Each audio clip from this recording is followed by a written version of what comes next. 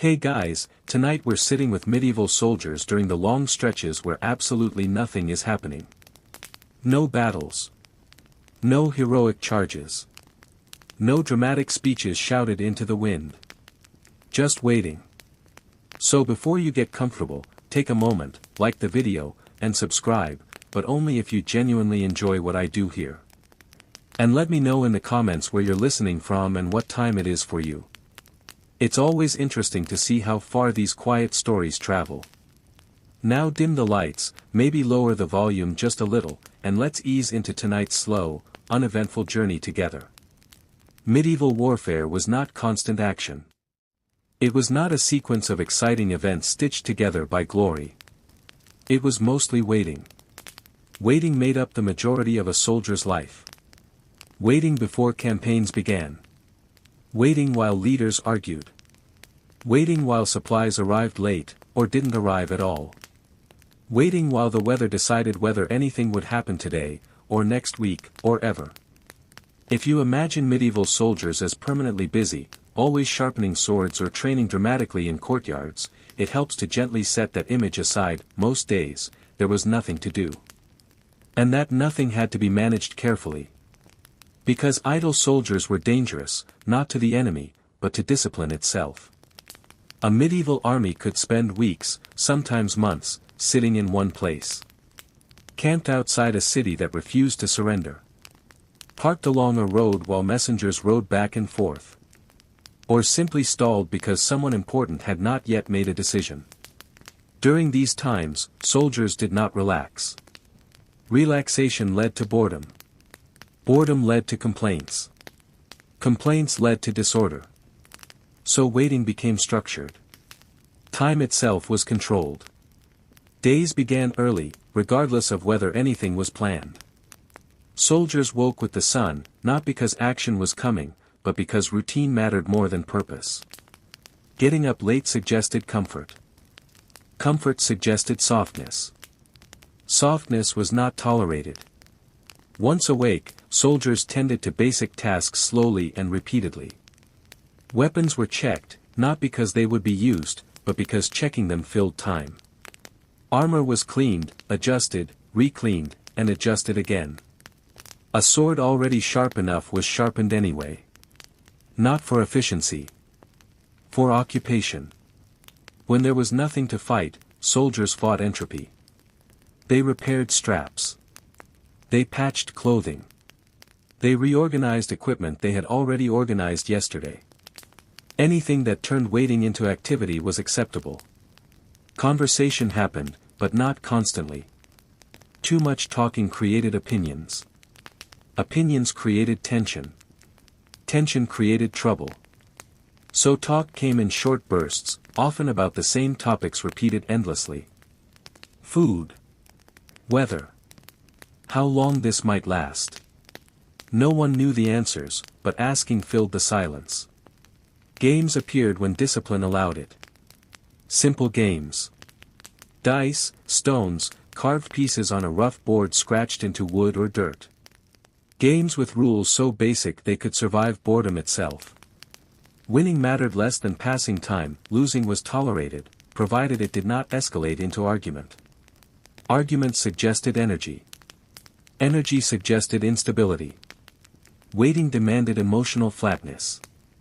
Guard duty was the purest form of this experience. Standing still, holding position, watching nothing change. A soldier on watch was not meant to be entertained. He was meant to endure time itself. Hours passed slowly. The body adjusted. The mind wandered, then learned not to wander too far. Thinking too much led to fatigue. Fatigue led to mistakes. So soldiers learned to think just enough. Eyes scanning familiar shapes. Ears catching sounds they already recognized.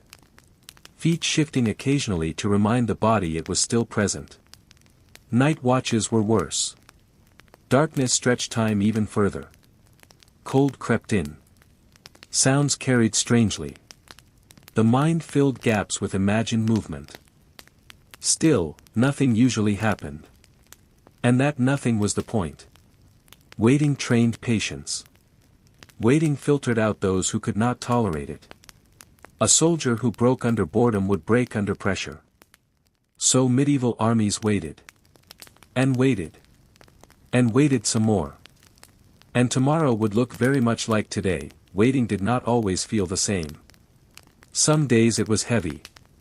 Other days it was thin and stretched, barely noticeable until you realized hours had passed without memory. Soldiers learned the difference quickly. On days when the weather was poor, waiting became physical. Rain soaked clothing and softened ground. Mud clung to boots, making even standing still feel like effort. Cold crept in quietly, settling into joints and fingers, turning weapons into inconvenient lumps of metal rather than tools. On those days, soldiers waited while managing discomfort, shifting weight slowly, flexing hands just enough to keep feeling in them. No one complained loudly. Complaining did not make the rain stop. It only made you visible. When the weather was good, waiting was worse in a different way. Clear skies suggested possibility. Possibility suggested movement. Movement suggested action. And when none of that came, the contrast made time feel longer. Sunshine illuminated the lack of purpose. Birds moved freely.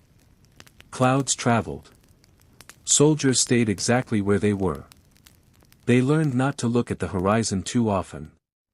Watching distance made it feel further away. Marching days sometimes blurred into waiting days. An army could move slowly for hours, then stop suddenly, not because the destination had been reached, but because the day was simply done. Camps were assembled with practiced efficiency, almost automatic. Tents went up. Fires were built.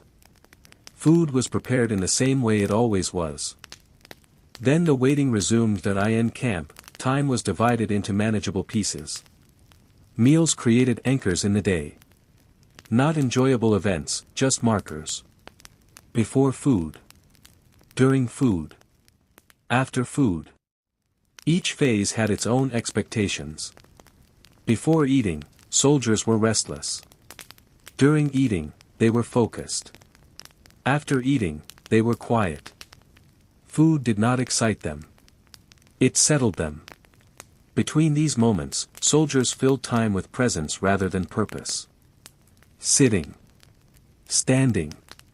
Leaning against posts. Watching others do the same things they were doing. There was comfort in uniform inactivity. When everyone was equally unoccupied, no one felt singled out by boredom. Occasionally, rumors moved through camp. Quietly. Slowly. A battle might happen tomorrow. Supplies were delayed. The enemy had been seen somewhere nearby. These rumors were not treated with urgency. Soldiers had learned restraint. Reacting too strongly to information that might not matter only made waiting harder. So rumors were acknowledged, absorbed, and set aside. Weapons were always nearby. Always visible. Always ready, at least in theory. In practice, they remained untouched for long periods. Hands rested on hilts out of habit, not intention. Armor creaked when someone shifted position, a familiar sound that faded into the background like breathing. Training during waiting periods was minimal and repetitive. Drills were simple. Movements practiced again and again, not to improve skill dramatically, but to prevent decay. Skills left unused grew dull. Bodies left idle grew soft. So soldiers practiced enough to stay ready, then stopped before it became exhausting. Exhaustion made waiting unbearable, night fell slowly. Fires provided light and boundaries. Beyond the fire, darkness expanded outward, quiet and unreadable. Soldiers stayed close to warmth, not for comfort exactly, but for predictability. Cold and dark introduced variables. Variables required attention. Sleep came in uneven stretches. Some slept deeply, exhausted by nothing in particular. Others lay awake, listening. Not for danger, but for change. Silence at night was never complete. There were always sounds. Wind. Fire.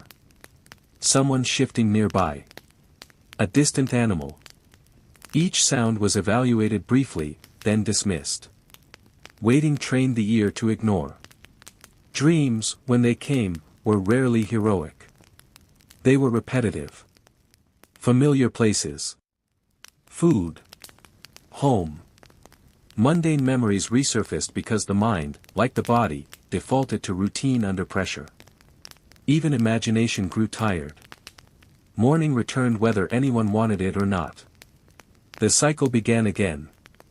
Days passed like this, stacking quietly on top of each other. No clear separation. No milestones. Just accumulation. Waiting altered perception. Time no longer moved forward so much as it settled around the soldier, thickening slowly. Some men adapted well.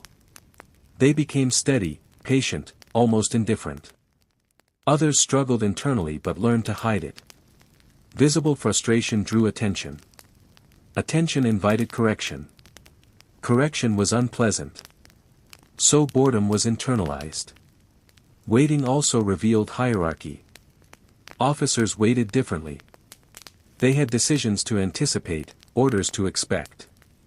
Their waiting carried tension. Regular soldiers waited without anticipation. They responded rather than prepared. This difference shaped behavior. Officers paced.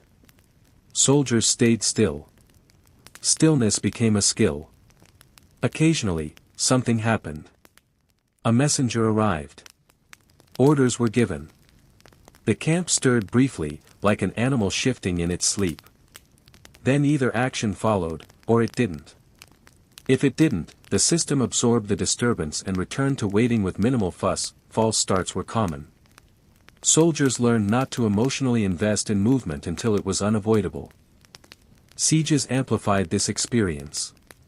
Waiting outside walls that refused to fall was its own discipline. Days spent staring at stone. Watching guards on walls watch you back. Neither side acting. Both sides waiting for the other to change. Siege waiting was heavier. The presence of the enemy made inaction feel deliberate rather than accidental. Every day without movement felt like restraint rather than delay. Soldiers filled time by maintaining siege equipment they might never use. Towers repaired. Ladders adjusted. Earthworks reinforced. Preparation replaced action. Inside the mind, patience hardened into habit. The idea that something exciting should happen faded. Soldiers stopped expecting resolution. They learned to exist inside uncertainty without demanding answers. This was not weakness. It was adaptation. Waiting, repeated long enough, reshaped identity. A soldier became someone who could endure unremarkable days indefinitely. Someone who could exist without stimulation. Someone who understood that history was not made from constant action, but from long stretches of nothing punctuated by brief moments of consequence. Most soldiers would never experience those moments. They would remember the waiting more clearly than the fighting. Because waiting was where life happened. And so they waited. The waiting also changed how soldiers related to each other. When nothing happens for long enough, personalities soften at the edges. Sharp traits dull. Loud men grow quieter. Quiet men become nearly invisible. What remains is presence rather than character. Friendships form slowly, not through shared excitement, but through shared endurance. Sitting near the same fire night after night. Standing watch in the same rotation. Exchanging the same few glances that meant, yes, another hour has passed, and no, nothing has changed. These were not friendships built on conversation. They were built on proximity. A soldier learned the habits of the men around him without ever speaking to them. Who shifted their weight often. Who stared too long into the fire. Who slept lightly and woke at the smallest sound. Knowledge accumulated quietly, without effort, simply because there was time for it to accumulate. Waiting made observation inevitable. During long campaigns, tools became companions. A helmet placed beside you every night. A spear leaned against the same post. A shield rested in the same spot. Objects gained familiarity through repetition. Not affection, exactly, but reliability. You knew where things were because they were always there. Change was unsettling. If something moved without reason, it drew attention. Attention meant disruption. Disruption meant adjustment. Soldiers preferred things to remain where they were. Even emotions were managed this way. Anger, excitement, fear, all were contained. Strong feelings demanded resolution, and resolution was not available. So emotions were pressed flat, like clothing packed too tightly in a chest. Occasionally, discipline cracked in small, harmless ways. A joke told too loudly. A laugh that lasted a moment too long. These were quickly absorbed back into silence, not punished harshly, just smoothed over. The system preferred correction without drama. Drama wasted energy. Illness passed through camps quietly. A cough. A fever. A man sitting out of formation for a day, then two. There was no panic. Illness was another form of waiting. Waiting for recovery. Waiting for weakness to pass or deepen. Others adjusted around it, filling gaps, maintaining rhythm. Death, when it occurred, rarely interrupted the waiting for long. A body removed. Equipment redistributed. Space reclaimed. The absence folded back into routine with surprising speed. Not because soldiers were cruel, but because waiting had taught them continuity mattered more than pause. Grief was private. Religious observance offered structure when nothing else did. Prayers marked time. Bells or calls divided the day. Rituals created shape where events did not. Even soldiers who were not particularly devout participated without complaint. Faith provided rhythm. Rhythm made waiting survivable. During extended inactivity, thoughts drifted toward home. Not in dramatic longing, but in fragments. The smell of familiar food. The sound of a door closing. A remembered field or street. These memories surfaced gently and faded just as gently, like clouds crossing the mind. Dwelling too long made waiting heavier. So memories were allowed briefly, then set aside. Supplies arrived irregularly. When they did, there was movement. Counting. Distribution. Small changes in diet or equipment. These moments were acknowledged internally as events, then quickly normalized. Excitement was dangerous. Excitement made the return to waiting harder. Soldiers learned to receive good news calmly. Bad news was handled the same way. The calendar lost meaning. Days were remembered not by date, but by weather, by location, by routine. The cold week. The muddy stretch. The time the firewood ran low. Time was no longer linear. It was textured. Waiting became the texture. As weeks passed, the idea of action shifted. Action became disruptive rather than desired. Movement meant uncertainty. Uncertainty meant effort. Waiting, by contrast, was known. Predictable.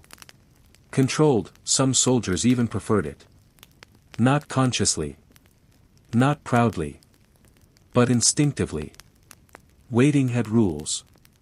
Fighting did not. In the stillness, the body conserved energy. Movements became economical.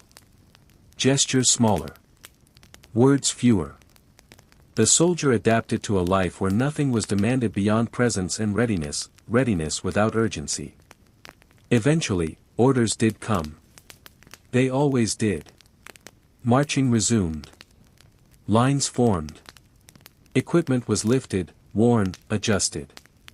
The camp dissolved with quiet efficiency. No speeches. No celebration. Just motion replacing stillness. But even then, the waiting did not end. It simply moved. Waiting while walking. Waiting while carrying weight. Waiting while following the man ahead of you. Action was often just another form of waiting with movement added. And when true conflict finally arrived, it was brief. Shockingly brief. Noise. Confusion. Intensity compressed into moments that felt unreal after so much quiet. Then it ended. Quickly or slowly. Clearly or not. Afterward, waiting returned. Different, perhaps. Heavier. But familiar. Because the soldier had learned something important long before any battle began. That the hardest part was not fighting. It was enduring the long, empty spaces where nothing happened, and continuing to exist inside them without losing shape. So they waited. Again. And again. And again. Waiting after conflict carried a different weight. The air felt changed, even if the surroundings looked the same. The ground was familiar, the sky unchanged, the routines resumed, but something subtle lingered. Not excitement. Not fear. Awareness. A quiet understanding that action could arrive suddenly, and then disappear just as quickly. Soldiers returned to their places in camp with practiced movements. Armor was set aside, cleaned, repaired. Weapons were checked again, not with urgency, but with habit. Habit was safer than reflection. Reflection led to questions, and questions rarely found answers in camp. Conversations were fewer after action. Not because there was nothing to say, but because saying it would make it real. So most experiences were folded inward, stored somewhere behind the eyes, to be revisited later or not at all. Waiting resumed its familiar shape, the body noticed small things more now. A stiff shoulder. A bruise that had not been there yesterday. The way fatigue settled deeper than before. These were acknowledged quietly. Complaints were unnecessary. Everyone carried something similar. The fire burned the same way it always had. During these stretches, soldiers often focused on maintenance. Repairing what had been damaged, even slightly. A strap reinforced. A buckle replaced. A tear sewn closed. Fixing small things created a sense of order. Order suggested control. Control made waiting tolerable. There was comfort in repetition. Each repaired object felt like a completed task in a world where completion was rare. Waiting also sharpened awareness of leadership. Orders were watched closely now, not with skepticism, but with attention. Tone mattered. Timing mattered. A delayed command meant something. A hurried one meant something else. Soldiers learned to read intention from small cues, because waiting had taught them patience and observation. Patience became instinct. Night came again. It always did. The rhythm never failed. Fires were lit. Watches assigned. Sleep approached slowly. Some soldiers slept deeply, drained by the return to routine. Others lay awake longer than usual, letting the quiet settle. Stars appeared. They always looked the same. Unconcerned. On long nights, soldiers measured time by sounds. Footsteps passing. A cough nearby.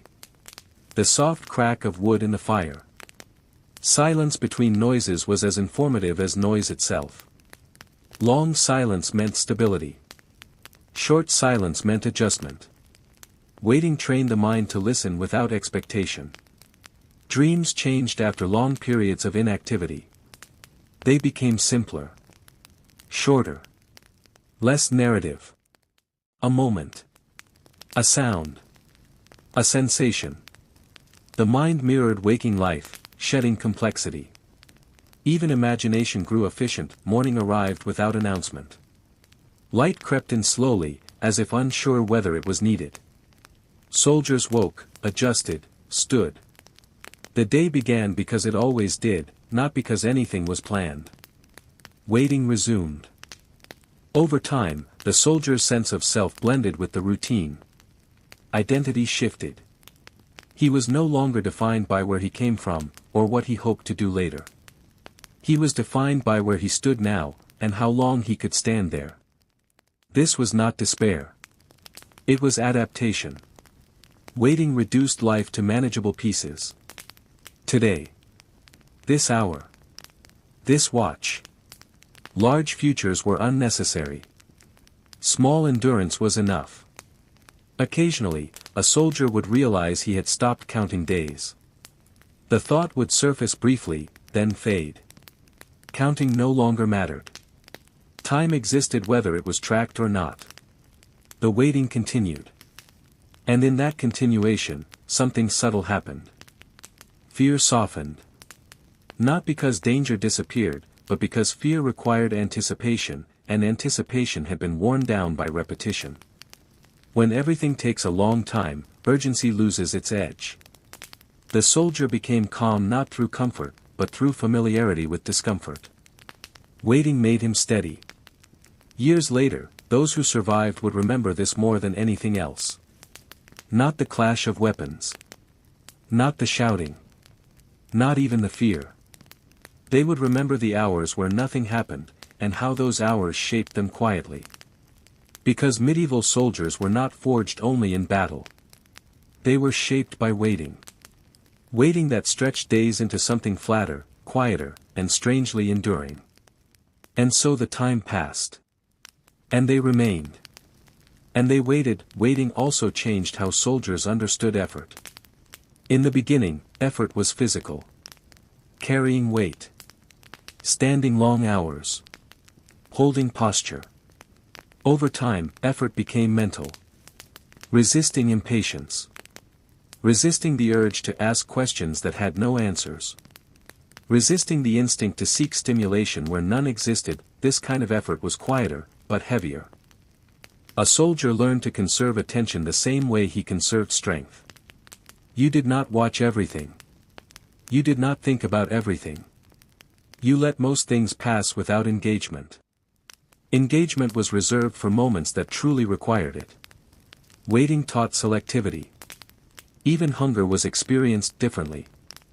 Meals arrived when they arrived. Sometimes late.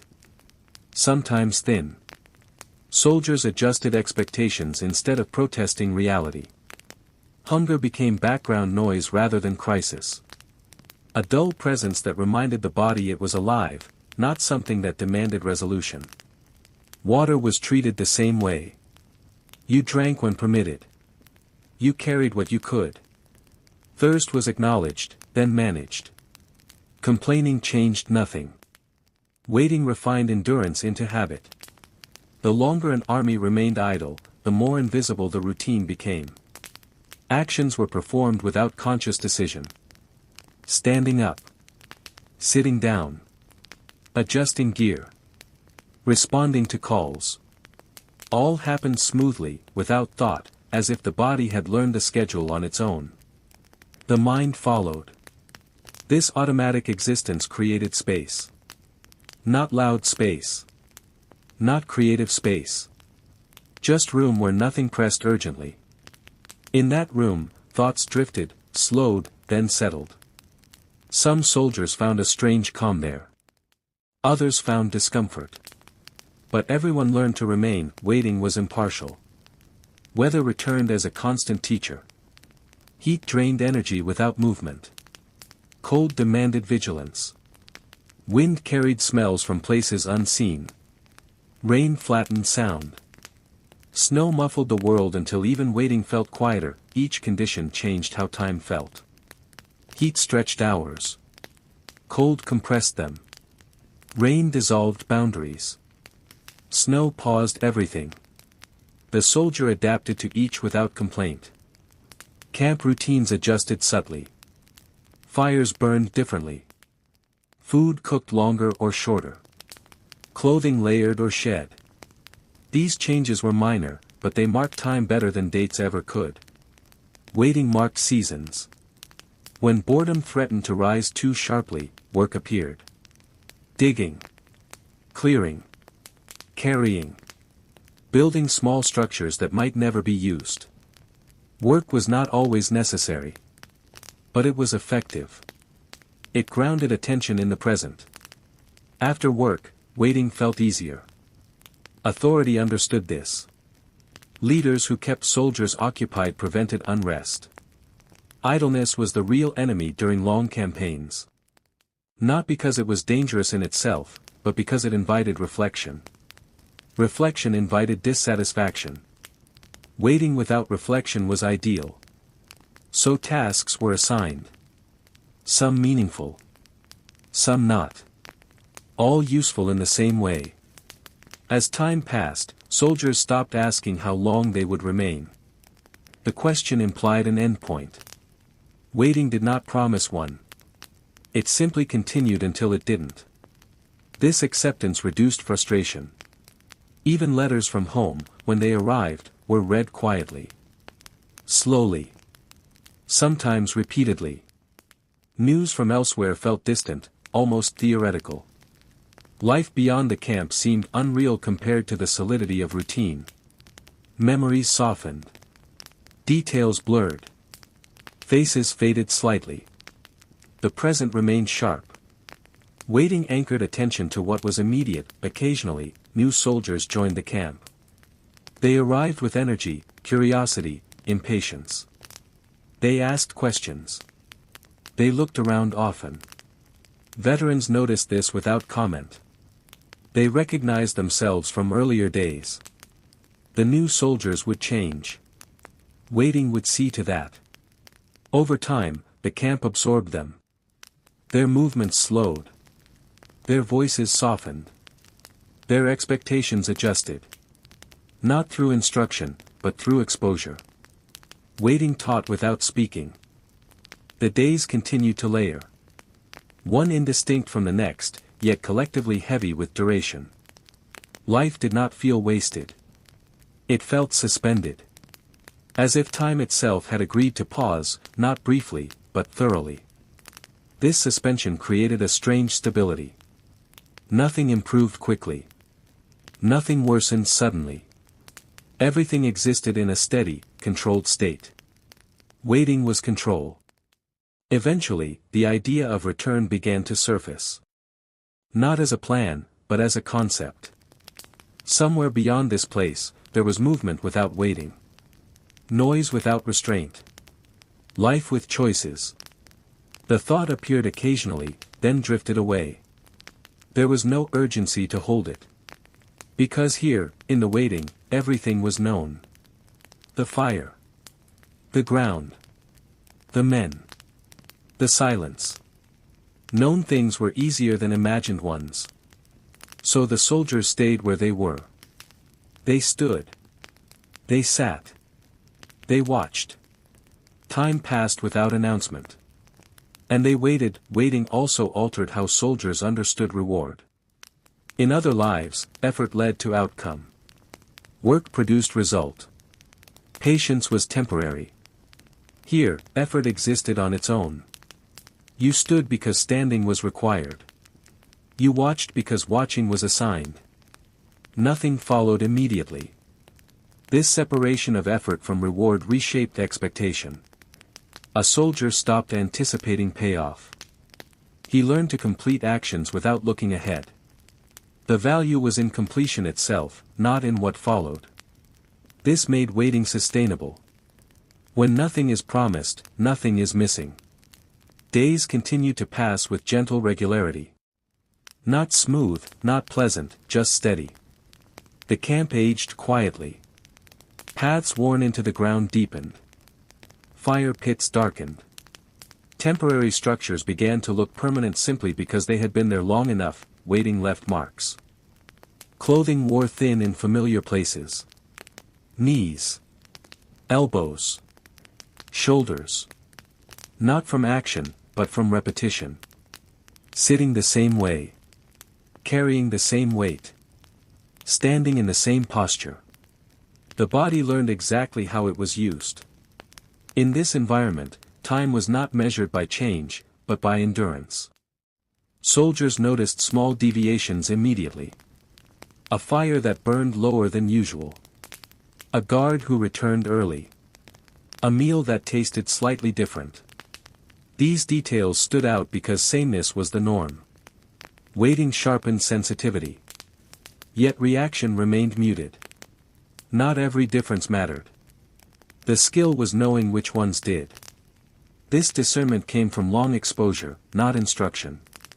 You learned by being there long enough for patterns to imprint themselves. Being there was the work. Occasionally, laughter surfaced unexpectedly. Not loud, not prolonged. A brief release triggered by something minor. A word. A misstep. A shared glance. The laughter faded quickly, leaving behind a faint sense of relief. No one chased it. Too much emotion disrupted equilibrium. The camp existed in a careful balance.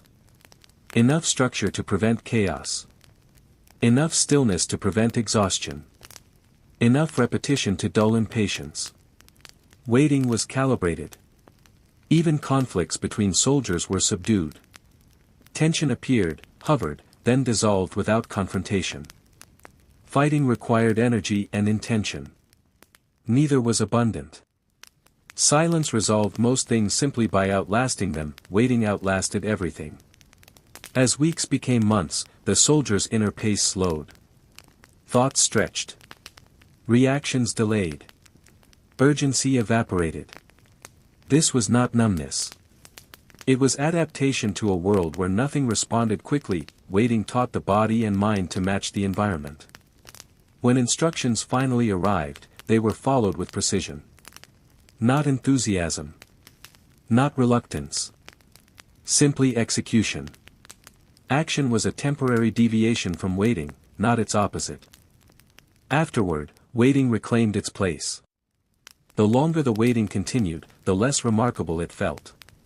It became background existence. Like breathing. Like standing. Like listening to a fire burn. Some soldiers found comfort in this. Others simply accepted it. Both responses worked. Waiting did not require belief. At times, a soldier would notice how quiet his own thoughts had become. The constant internal commentary faded. Words were used only when needed. Silence filled the rest. This internal quiet was perhaps the most lasting effect. Because once learned, it did not leave easily. Years later, in places far from camp, former soldiers would experience moments of stillness and feel something familiar. Sitting alone. Standing in a line. Waiting for something that had not yet arrived. The body remembered. Waiting had trained it well. Back in the camp, the cycle continued uninterrupted. Wake. Stand. Eat. Watch. Sleep. Repeat. The order was flexible, but the pattern was not. The world outside shifted slowly. Inside, time remained contained. Nothing demanded attention. Nothing promised resolution. And so the soldiers remained exactly where they were. Present. Ready. Waiting. And the waiting went on. Waiting also changed how soldiers related to authority itself. Orders were no longer interpreted as guidance toward an outcome. They were accepted as part of the environment, like weather or terrain. You did not argue with the cold. You adjusted to it. You did not question silence. You lived inside it.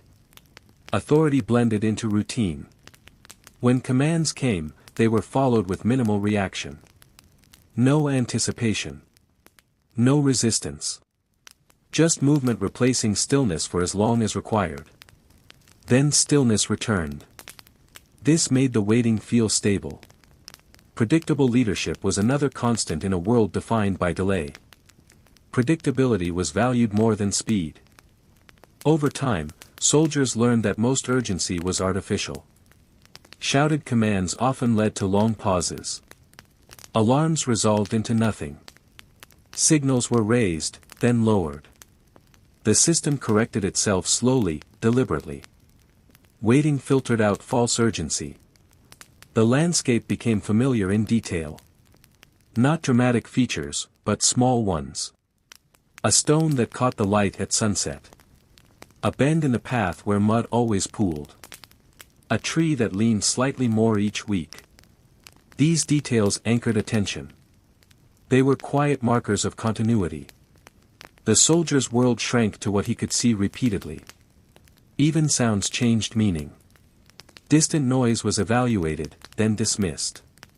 Nearby noise was categorized. Familiar noise was ignored. Only the unfamiliar demanded attention, and even then, only briefly. Waiting trained discernment without anxiety. Food continued to arrive in its steady, unremarkable way. Cooked. Distributed. Consumed. Hunger dulled. Taste faded. Meals became functional pauses in the day, not events. They marked time without interrupting it. After eating, the return to waiting felt smoother. Physical fatigue accumulated slowly. Not the sharp exhaustion of exertion, but the deep tiredness of standing, watching, and existing without release. This fatigue did not demand sleep immediately. It settled into the muscles and stayed there. Sleep, when it came, was heavy. Dreams were often empty. Not images, not stories. Just darkness, then waking. The mind rested by doing nothing, mirroring the waking hours. Morning brought no sense of beginning. It simply replaced night. As waiting continued, soldiers stopped imagining alternative lives in detail. Possibility became abstract. The future existed, but without shape. This reduced disappointment. Without expectation, there was nothing to lose. Waiting simplified desire. Even ambition softened. Advancement, recognition, reward, all became distant concepts. The present demanded enough attention. Anything beyond it felt unnecessary. This was not resignation. It was focus narrowed to survival and readiness. The camp existed as a closed system. Inputs arrived. Outputs departed. Everything in between remained steady. Soldiers operated within it without needing to understand its larger purpose. Understanding was optional. Occasionally, discipline was tested by nothing more than duration. How long could this continue? How many days could pass unchanged? The answer, learned slowly, was longer than expected. Waiting extended endurance beyond assumed limits. This endurance did not feel heroic. It felt ordinary. Which was precisely why it worked. When movement finally occurred, it was absorbed into the larger rhythm. The system bent, then returned to shape. Waiting resumed with little friction. Nothing had been broken. The soldier's posture reflected this adaptation. Relaxed without slouching. Alert without tension. Ready without urgency. The body learned the balance instinctively. Waiting taught balance. As seasons shifted again, subtle changes appeared. Light lingered longer or faded sooner. Air thickened or thinned. Clothing adjusted. Fires changed behavior. These shifts were noticed, then accepted. Waiting accommodated change without reacting to it. Time continued to pass quietly. Not empty. Just unremarkable. The kind of time most lives are made of, but rarely noticed. Here, it was all there was. And so the soldiers remained. Standing when told. Sitting when allowed. Watching without expectation. The waiting did not ask anything more of them. And they gave it exactly that. Stillness. Patience. Presence. And they waited. Waiting also changed how soldiers experienced hope. Hope, in this place, was not a bright thing aimed at the future. It was quieter. Smaller. Hope meant the fire would light easily. That the weather would stay steady. That today would be no harder than yesterday. Large hopes were impractical. They stretched too far. So hope was resized to fit the day. A soldier hoped his watch would pass without interruption. Hoped his boots would dry enough to wear again. Hoped the food would be warm. These hopes were modest, and because they were modest, they were often fulfilled. Waiting rewarded low expectations.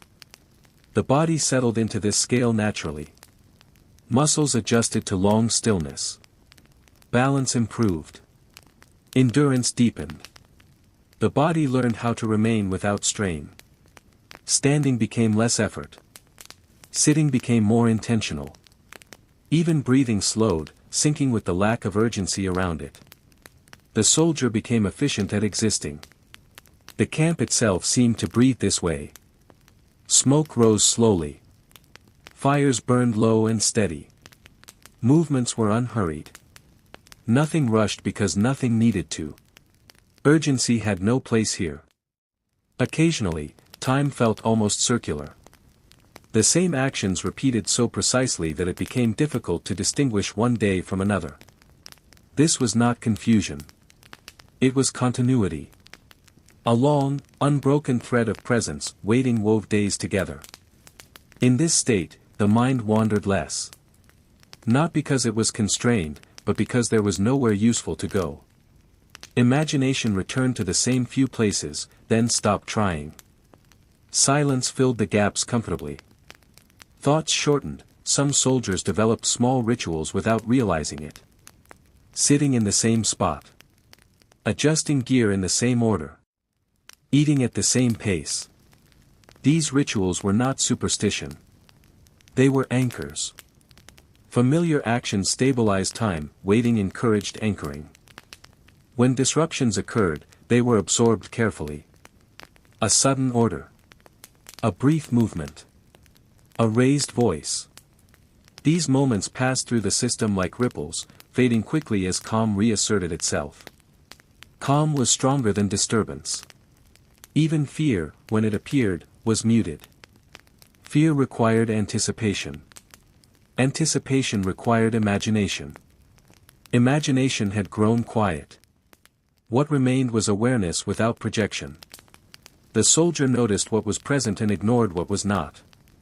As days continued, the sense of isolation faded. Not because connection increased, but because separation no longer mattered. The camp was the world. Everything else was distant. Waiting narrowed reality until it was manageable. There were moments, rare and subtle, when a soldier realized he was content. Not happy. Not fulfilled. Simply content to be where he was, doing what was required, without wanting anything more. This realization never lasted long. Contentment, like everything else here, was brief and understated. The system did not encourage reflection on such moments. They were allowed to pass unnoticed, blending back into routine. Waiting preferred neutrality. Over time, the difference between waiting and living blurred. Waiting was no longer something that happened between events. It was the event. It was the substance of life in this place, and because it was constant, it became invisible. The soldier did not think, "I am waiting." He thought, "I am here." That was enough. The hours continued to move, though no one felt them move. The days continued to arrive and depart without ceremony. The camp remained. The routines held. Nothing demanded change. Nothing promised release. And so the soldiers stayed. Quiet. Steady. Present. Letting time pass over them like slow water over stone. And they waited. Waiting also reshaped how soldiers understood silence. At first, silence felt empty, something to be filled with movement or sound. Over time, it became familiar, even useful. Silence carried information. It told you that nothing was wrong. It told you the system was holding. A quiet camp was a stable camp. Soldiers learned to trust silence. When no one was shouting, when no alarm sounded, when no hurried footsteps crossed the ground, it meant the world was behaving as expected. Silence became reassurance rather than absence. Waiting taught this lesson slowly. Within that silence, small sounds gained clarity. A kettle settling on coals. The soft scrape of metal on wood. Breath moving in nearby sleep. These sounds did not demand reaction. They simply existed, like markers of continued presence. The soldier listened without engaging. Even the passage of time became quieter. Hours no longer announced themselves. There was no internal countdown, no sense of approaching resolution.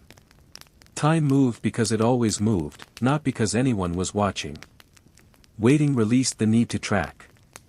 This had a calming effect on the body. Muscles remained loose. Posture adjusted naturally. The constant readiness softened into a stable state of alertness that did not exhaust itself. The soldier was ready without being tense. Occasionally, weather broke the stillness. Wind rose suddenly. Rain arrived without warning. These changes were noted, then absorbed. Equipment adjusted. Fires protected. Clothing layered. No one complained. Complaints added noise without benefit, waiting valued efficiency. As night deepened, the world narrowed. Light contracted to small circles around fire and torch. Beyond that, darkness pressed close. The unknown existed just outside the glow, but it did not intrude. Soldiers accepted this boundary. Standing watch at night required a special kind of patience. Nothing moved. Nothing changed. The mind threatened to wander, then learned not to. Thoughts slowed until they matched the stillness around them. Waiting trained the mind to be still without effort. When dawn came, it did not feel like relief. It felt like continuation. Light replaced dark. Activity replaced rest. The rhythm persisted. Waiting was not interrupted by change. It flowed through it. As days accumulated, the soldier's sense of importance faded. Not in a negative way. Simply in proportion. Individual significance mattered less than collective stability. The system functioned whether any one person thought about it or not. This realization was grounding. It removed pressure. Without pressure, waiting became lighter. The camp existed in a kind of suspended certainty. Nothing dramatic was expected. Nothing dramatic was desired. Stability was success. Survival was achievement enough. Waiting aligned goals with reality. When soldiers thought about the future at all, it was abstract. Not dates or destinations, but states. Moving again. Resting elsewhere. Being finished with this stretch of waiting and entering another. The future was another form of waiting, imagined vaguely. This made the present easier to accept. Sometimes, a soldier would notice how little he wanted. Food, rest, warmth, clarity. These needs were basic and mostly met. Anything beyond them felt unnecessary, waiting stripped desire to essentials. The longer this continued, the more natural it felt. The idea of constant activity, constant choice, constant noise seemed distant, almost impractical. Here, everything was simpler. Here, time passed quietly. Here, waiting was life. And so the soldiers remained where they were. Breathing. Listening. Existing. Letting the hours settle gently around them. And they waited. Waiting eventually became a rhythm, almost musical in its regularity. Not music one could hum or sing, but a pulse that carried the camp forward. Meals, watches, drills, and the slow changing of light created a pattern. A soldier learned to move in time with it, even when the mind had nothing to do. There was no hurry. There was no expectation. The day was simply a series of beats, each one taken in its turn. Missing one did not ruin the sequence, it only reminded the soldier to return to the rhythm. Even conversation, when it happened, became measured. Words were few. Sentences short. Only necessary instructions or observations were spoken aloud. Everything else was folded into silence. Silence became the default, and speech became an exception. In this environment, small things gained disproportionate weight. The feel of leather gloves against skin. The snap of a strap on armor. The smell of wet wood or burning fire. Each sensation registered fully because nothing else demanded attention. Waiting amplified awareness. Rain came sometimes. Not always heavy, but persistent.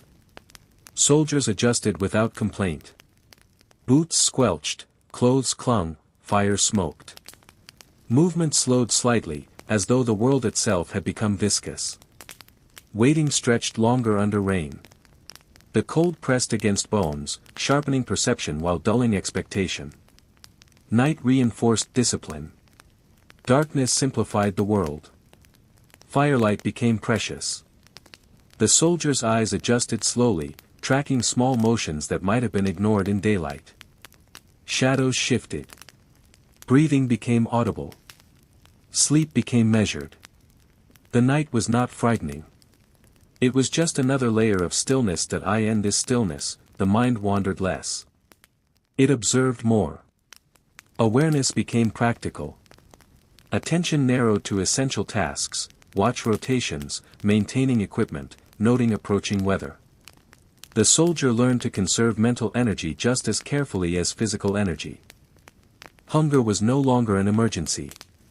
It became a background rhythm. Meals arrived as reminders rather than rewards. Bread, thin broth, boiled meat or salted fish, the taste mattered little. The ritual mattered more. Eating marked the passage of time and maintained the body, nothing more. Even injury was absorbed into routine. A scraped hand, a blistered foot, a stiff shoulder, these were recorded internally, adjusted for, then continued with. The camp could not pause for pain. Waiting demanded compliance. Some soldiers discovered that imagination could be occupied with nothing. They would stare at a distant tree or a worn path and let thoughts drift slowly. Nothing pressed on the mind, no urgency intruded. The longer the waiting continued, the easier it became to exist without expectation. When new orders arrived, march, guard, repair, they were executed methodically.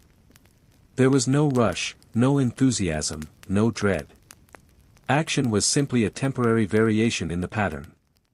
When completed, the rhythm of waiting returned. Seasons changed imperceptibly. The sun climbed higher or sank lower. Rain and wind arrived. Snow settled. Trees shed leaves, then grew them again. The soldiers noticed, adjusted, and returned to the routine. Each change registered, then became background. Even the strongest personality in the camp adjusted. Loudness dulled. Movement slowed. Curiosity softened. Waiting was a teacher that demanded uniformity without force. Eventually, it became apparent that the hardest battles were not fought with swords. They were fought with patience. Endurance. Attention. The ability to remain present when nothing happened, the soldier came to understand that waiting was not empty. It was life condensed. Awareness without excitement. Existence without change. Stability without action, and so the days continued, indistinct but full. Nights followed days, storms followed calm, and meals came and went. The soldiers remained. Standing. Sitting. Breathing. Watching. Letting time flow quietly around them. And they waited. Waiting also reshaped the way soldiers measured success. There were no victories in the immediate sense, no battles won, no enemies routed. Success became endurance. Success was completing a day without incident, without disrupting the fragile order that governed the camp.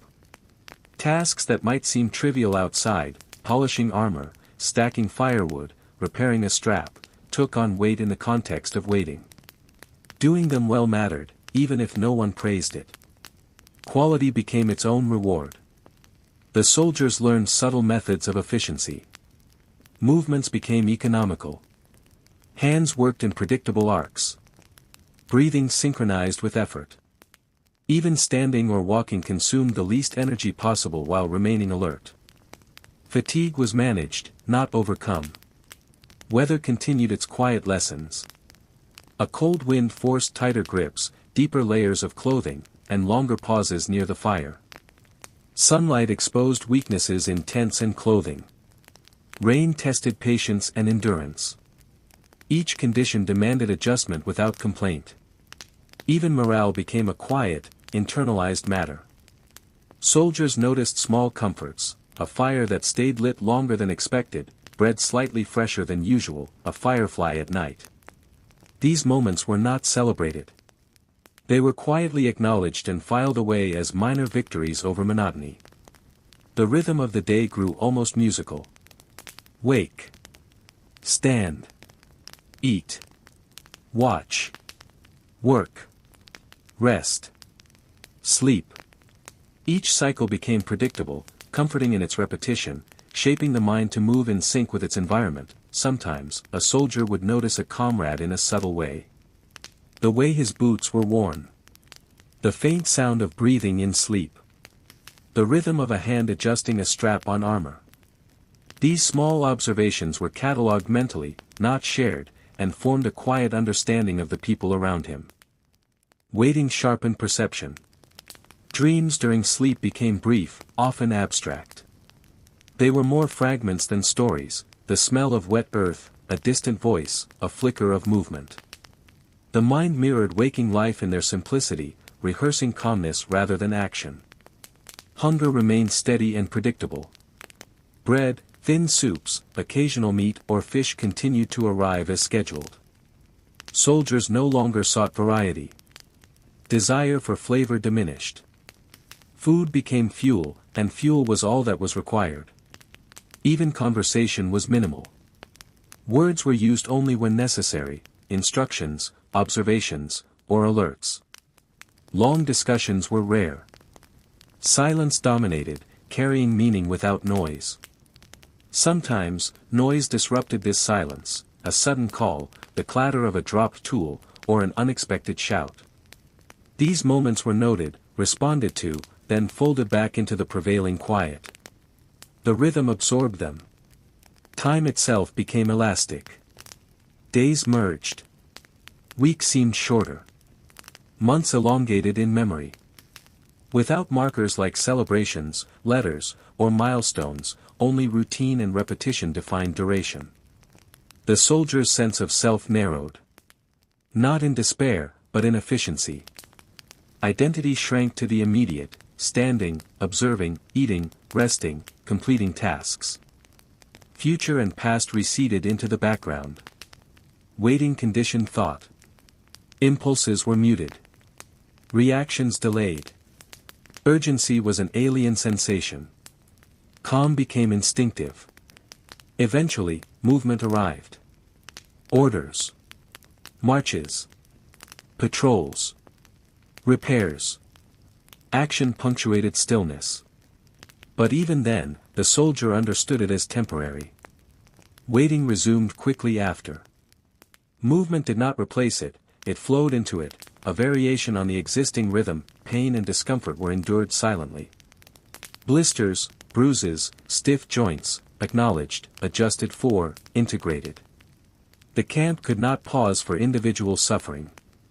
Waiting demanded compliance. Even new arrivals learned quickly. Excitement, impatience, and curiosity faded. Time itself taught adaptation. By the second or third week, they moved in sync with the rhythm. Waiting did not discriminate. Old or young, experienced or new, all adapted or fell behind. Over time, even ambition softened. Promotions, rewards, or recognition became distant concepts. The present mattered. Survival and endurance became the metrics of achievement. The soldiers were molded by waiting into a quiet, precise force. Ready, alert, disciplined, but patient to the extreme. Waiting trained them for everything, even when nothing happened. The fire burned. The wind shifted. The rain fell. Seasons passed. The soldiers remained. Breathing. Standing. Watching. Existing. And they waited. Waiting also reshaped how soldiers experienced discomfort. Hard benches, tight armor, uneven ground, these became part of the landscape rather than obstacles. Pain was measured, adjusted for, and endured silently. Complaints were unnecessary. The body learned to coexist with minor suffering, to integrate it into the rhythm of the day. Even exhaustion became predictable. Fatigue no longer struck suddenly, it accumulated slowly, evenly, like water filling a vessel. Soldiers adjusted pace instinctively, conserving energy where they could, and allowing themselves moments of brief rest without guilt. Sleep remained essential but uneven. Some nights were deep, others shallow. Soldiers learned to function on fragmented rest, to notice the smallest windows of quiet and take advantage. Dreams were sparse, almost abstract, a flicker of flame, the texture of bread, the scrape of leather. Sleep rehearsed endurance rather than fantasy. The passage of days continued without fanfare. Sunrise. Meals. Watches. Tasks. Sunset. Rest. Night. Repeat.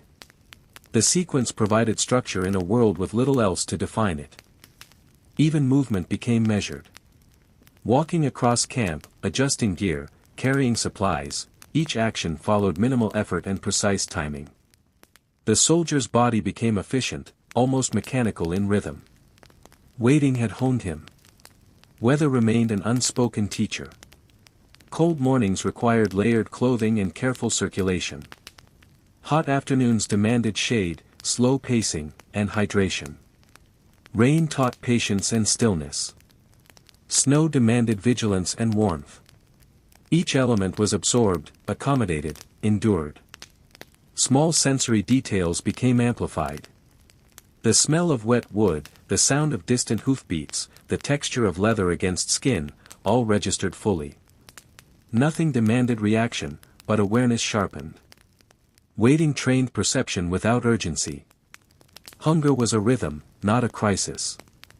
Bread, thin soups, occasional boiled meat or salted fish were consumed quietly, methodically. Flavor mattered little. Fuel mattered more. The stomach adjusted. Desire faded. The body learned that satisfaction was functional, not pleasurable. When orders arrived, marches, patrols, repairs, they were executed with precision, neither rushed nor delayed. Action punctuated stillness, but waiting resumed afterward. The cycle was continuous. Nothing interrupted the rhythm for long. Conversation remained minimal. Words were functional, instructions, observations, alerts. The rest was silence.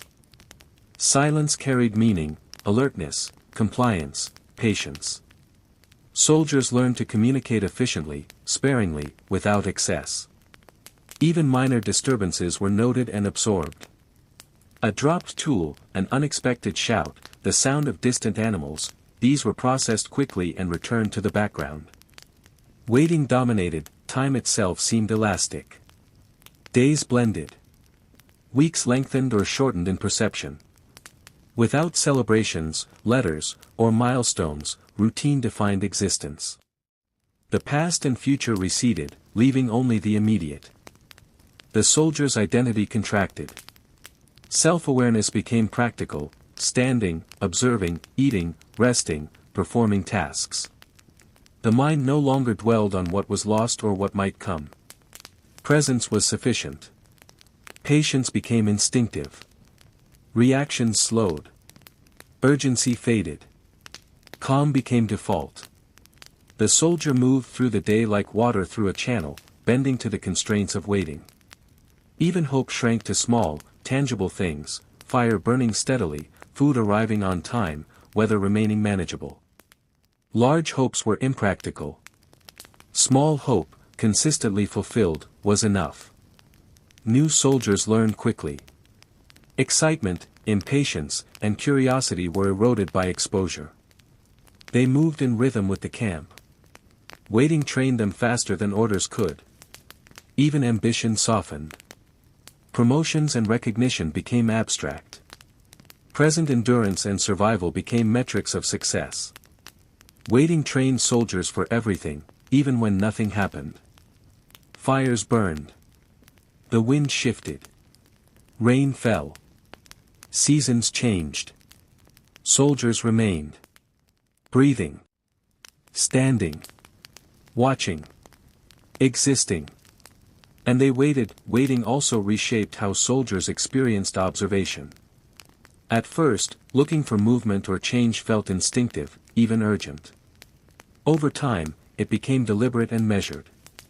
Every glance, every shift of the head, was intentional. The eyes learned to sweep slowly, to register detail without overreacting. Even the smallest deviations gained weight, a tent slightly shifted by wind, smoke curling differently from the fire, a boot scuffed in a new pattern. Each anomaly was noted quietly, catalogued internally, then returned to normalcy.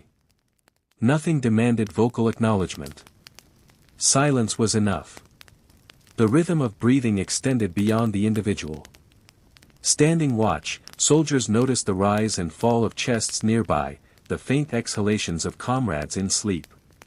Even breathing itself became a signal, a way to sense presence, safety, and continuity. Waiting trained the mind to detect patterns without words. When storms arrived, they arrived fully. Rain drummed on tents. Wind twisted through gaps. Thunder rolled over distant hills. Soldiers adjusted slowly, predictably, without panic. Wet clothing, mud, and chilled hands became part of the environment rather than interruptions. Even fatigue was regulated. Energy was conserved automatically.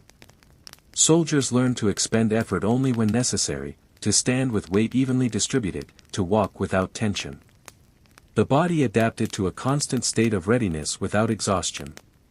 Night remained both ally and teacher. Darkness narrowed perception. Firelight became precious, circles of warmth and visibility. Shadows deepened, revealing movement subtly.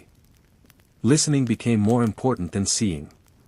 Attention focused sharply on essentials, approaching sounds, shifting air, distant figures. Waiting honed awareness without urgency. Sleep mirrored waking life in discipline. It was functional, recovery, not indulgence. Dreams were minimal, almost abstract. They rehearsed endurance rather than imagination. Some soldiers slept lightly, responding to the smallest noises, others slept heavily, confident in the rhythm of the camp. Meals continued as expected. Bread, thin soups, boiled meat or salted fish. Portions were controlled. Eating was quiet, deliberate. Hunger remained background noise, not crisis. Satisfaction was functional. Desire was minimized.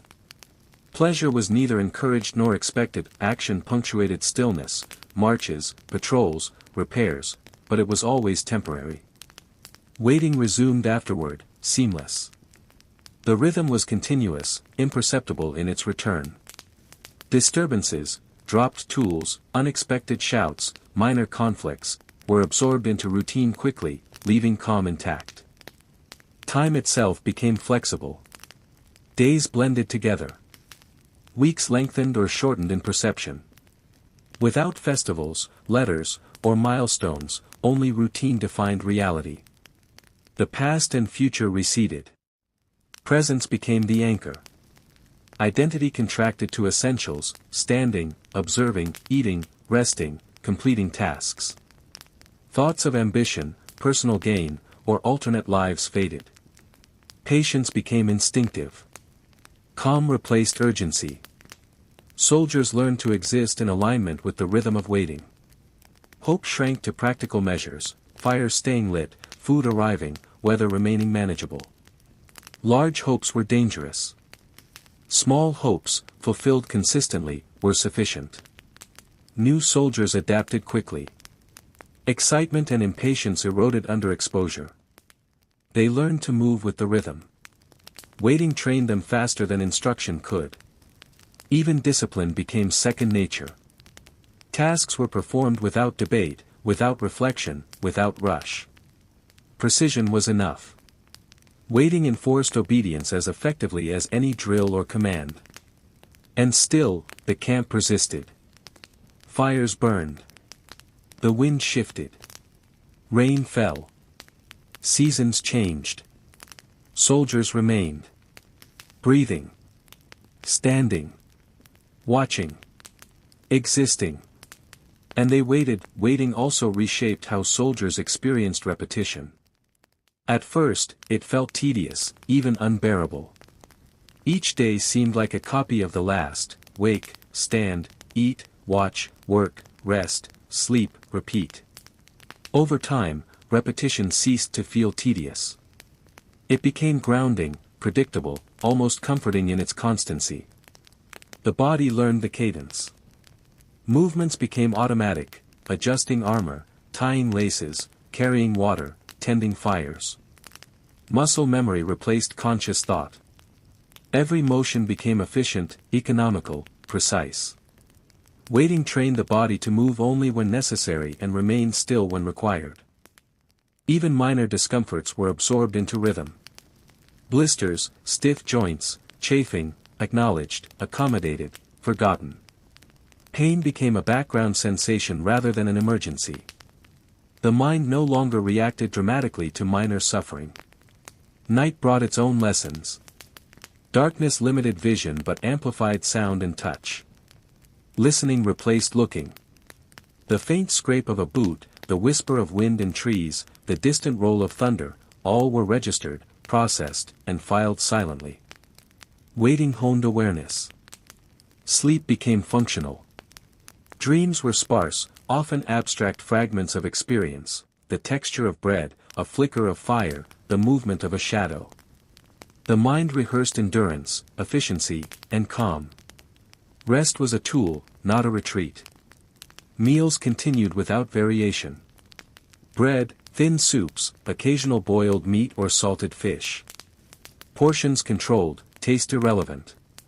Eating was a task, not pleasure. Hunger became a manageable rhythm, nothing more. Satisfaction was functional. Desire and indulgence were eliminated. Orders, marches, patrols, repairs, interrupted stillness briefly. Soldiers executed them methodically, neither rushed nor delayed. Action was temporary, a variation within the steady pulse of waiting.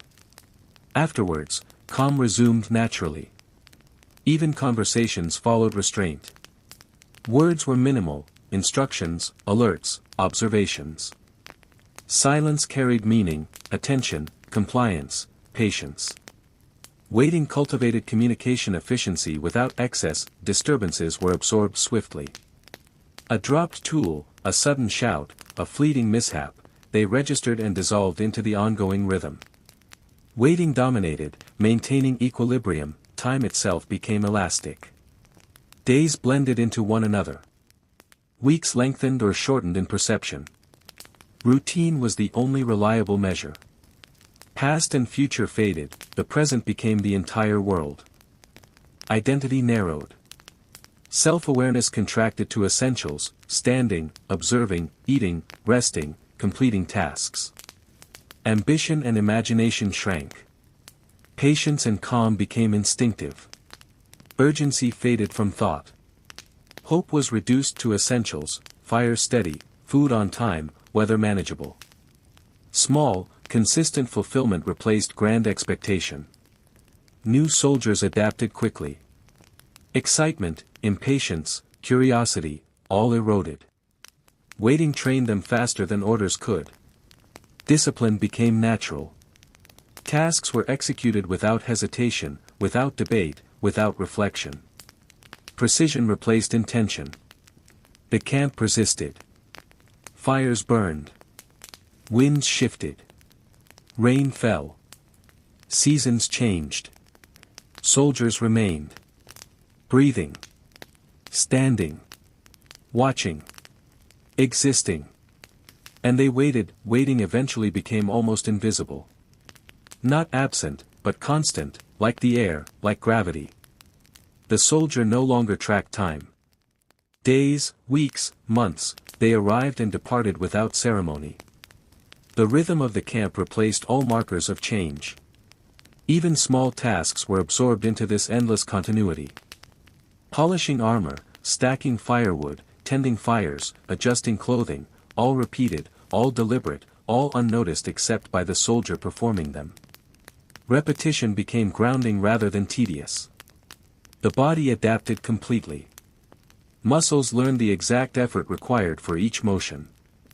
Fatigue no longer struck unexpectedly, it accumulated evenly, predictably. Soldiers moved efficiently, conserving energy while maintaining readiness. Minor injuries, scrapes, bruises, stiff joints, were integrated into routine, endured silently, absorbed into the rhythm. Sleep remained functional. Nights were quiet but not always deep. Some soldiers rested lightly, listening for subtle sounds of disturbance. Others slept heavily, confident in the persistence of routine. Dreams were minimal, abstract, a flicker of fire, the texture of bread, the distant sound of wind through trees. Rest rehearsed endurance rather than imagination. Meals were ritualized. Bread, thin soups, occasional boiled meat or salted fish. Portions controlled, flavor irrelevant. Eating was a task, not pleasure. Hunger became a manageable rhythm. Satisfaction was functional. Desire and indulgence had been removed.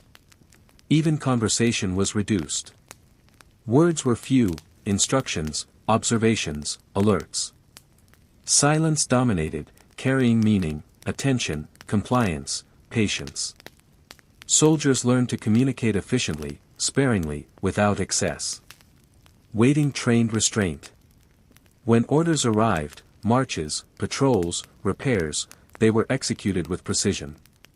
Action was a temporary variation, absorbed quickly back into the calm of waiting. Disturbances, dropped tools, sudden shouts, minor mishaps, were noted and returned to the background. Equilibrium persisted. Time felt elastic. Days blended, weeks elongated or compressed.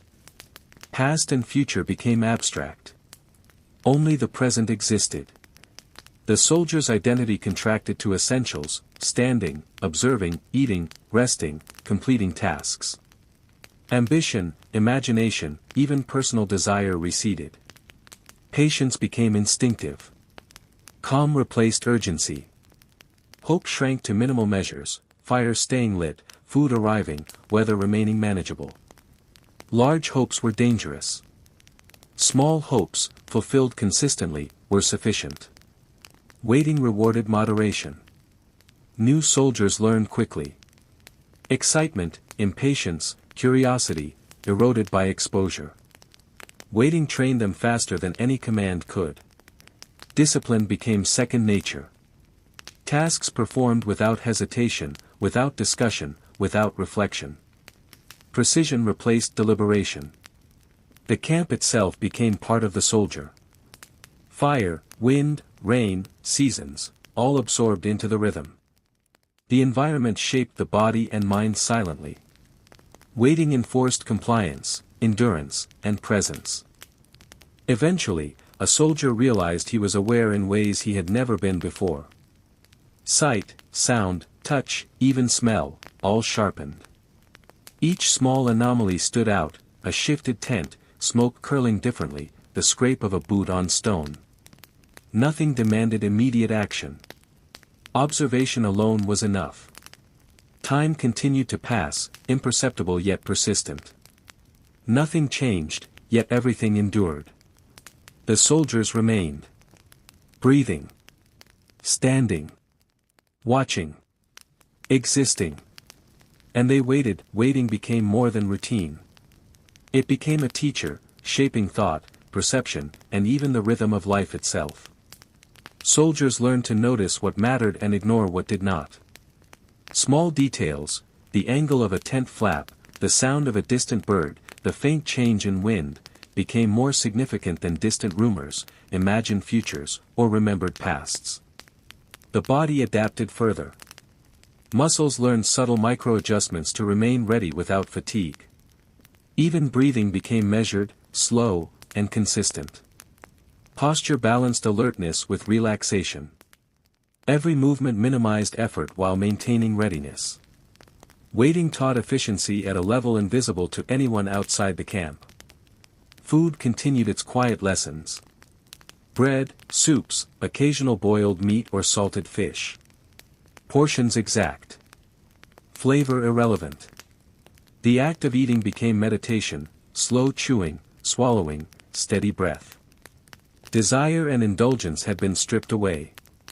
Meals marked time rather than pleasure, sustenance rather than joy. Hunger was managed, never urgent. Satisfaction was functional. Sleep mirrored waking life. Nights alternated between heavy and light rest.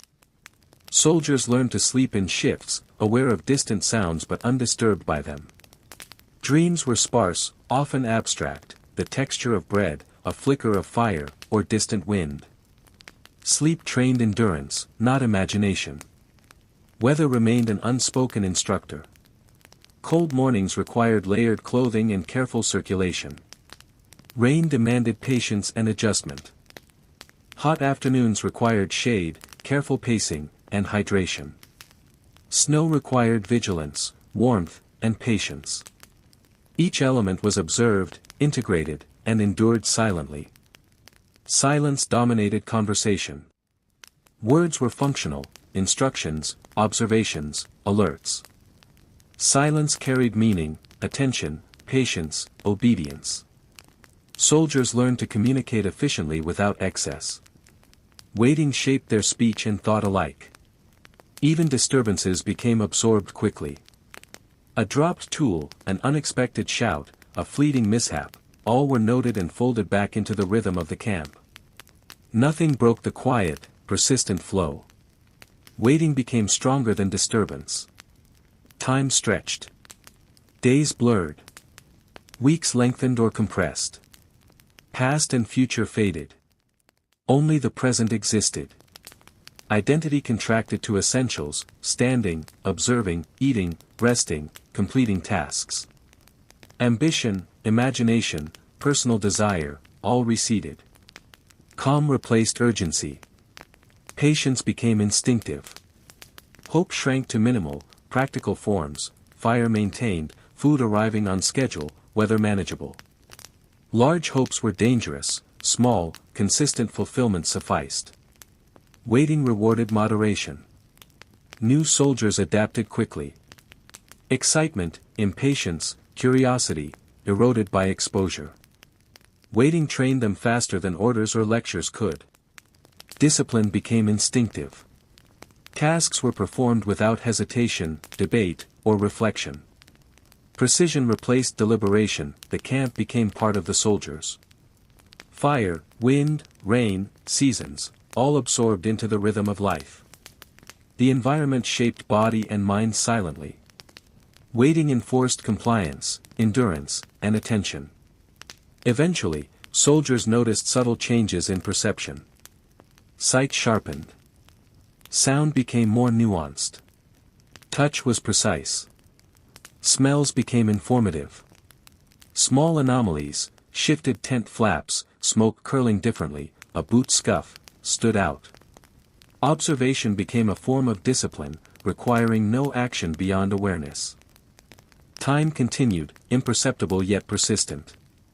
Nothing changed drastically, yet everything endured. Soldiers remained. Breathing. Standing. Watching. Existing. And they waited. Waiting began to reshape perception in ways subtle but profound. The soldiers' senses sharpened not through excitement or danger, but through repetition and stillness. Each sound, the snap of a twig, the distant rustle of clothing, the faint shift of a tent flap, registered clearly. Each movement was catalogued silently in the mind, analyzed, and absorbed without interruption. Waiting trained attention to an extreme precision. Even the smallest disturbances became exercises in calm. A dropped pot, a sudden shout, or a gust of wind, all were noted, acknowledged, then returned to the background. The rhythm of the camp resumed seamlessly. Waiting absorbed them all. Body and mind adapted together. Muscles learned the balance between readiness and stillness. Breathing slowed, became rhythmic and steady. Movement required minimal effort. Posture balanced alertness with economy of energy. Fatigue, pain, and discomfort were integrated into life rather than interrupting it. Night offered its own challenges and lessons. Darkness narrowed perception, but heightened other senses. Listening replaced seeing, touch and smell became sharper. The faintest shift in the environment registered instantly, the subtle scrape of leather, the whisper of wind through leaves, the distant call of an animal. Awareness sharpened naturally, silently. Sleep, too, was structured. Soldiers rested lightly or deeply depending on need, always alert to the environment. Dreams were abstract, minimal, rehearsing endurance rather than imagination. Sleep itself became a practice in patience, observation, and preservation of self. Meals continued as before, bread, thin soups, occasional boiled meat or salted fish. Portions controlled. Flavor irrelevant. Eating became ritual, a meditative exercise, slow chewing, steady breathing, minimal thought. Desire and indulgence disappeared. Hunger became a managed rhythm. Satisfaction was functional, not pleasurable. Orders punctuated stillness, marches, patrols, repairs, but they were temporary deviations. Action integrated seamlessly back into waiting. Every task was completed with measured precision. Even minor mishaps were absorbed into the flow, a misplaced tool, a brief argument, a sudden misstep. Equilibrium persisted. Time stretched and blurred. Days merged into weeks. Weeks lengthened into months. Past and future became abstract, irrelevant. The present alone existed. Identity shrank to essentials, standing, observing, eating, resting, completing tasks. Ambition, imagination, desire, all receded. Patience became instinctive. Calm replaced urgency. Hope shrank to minimal, concrete forms, fire maintained, food arriving, weather manageable. Large hopes were dangerous. Small, consistent fulfillment sufficed. Waiting rewarded moderation and steadiness. New soldiers adapted quickly. Excitement, impatience, curiosity were muted by exposure. Waiting trained them faster than instruction could. Discipline became instinctive. Tasks performed without hesitation, debate, or reflection. Precision replaced deliberation. Even awareness of the environment became internalized. Fire, wind, rain, seasons, all were absorbed, shaping body and mind. The camp became a teacher. Waiting enforced endurance, compliance, observation, and patience. Eventually, the soldiers realized their perception had transformed. Sight sharpened, hearing became nuanced, touch and smell precise. Small anomalies, shifted tent flaps, curling smoke, a scuff on a boot, stood out. Observation itself became a disciplined exercise. Awareness replaced reaction. Time continued, imperceptible yet relentless. Nothing changed drastically, yet everything persisted. Soldiers remained. Breathing. Standing. Watching. Existing. And they waited, waiting deepened. Days stretched into months, months into seasons, and the passage of time became almost imperceptible. Soldiers no longer measured it by calendars or watches. They measured it by subtle shifts, the angle of sunlight on a tent, the rhythm of wind through the trees, the patterns of smoke rising from the fire. Waiting taught them to perceive continuity rather than change. The body became its own instrument of endurance. Muscles remembered every motion, adjusting armor, carrying water, stacking firewood. Breathing was slow, steady, unhurried. Movement was efficient, precise, deliberate. Fatigue was anticipated and managed, pain absorbed without comment. Discomfort became part of life rather than an obstacle. Night was a teacher of its own. Darkness compressed the world, sharpening hearing, smell, and touch. Soldiers registered the faintest sounds, a boot scraping stone, a tent flap shifting, the distant call of an animal. Observation became instinct. Awareness replaced reaction. Sleep was functional, restorative, and never indulgent. Dreams were abstract, flickers of firelight, textures of bread, drifting wind. Rest rehearsed endurance, not imagination. Meals remained methodical. Bread, Thin soups, occasional boiled meat or salted fish. Portions controlled, flavor irrelevant. Eating was meditative, slow chewing, steady breathing. Desire and pleasure were absent. Hunger was a rhythm to manage, not a problem to solve. Satisfaction was functional, never indulgent. Even action, marches, patrols, repairs, was absorbed into waiting. Each task was executed with precision and discipline, then folded seamlessly back into stillness.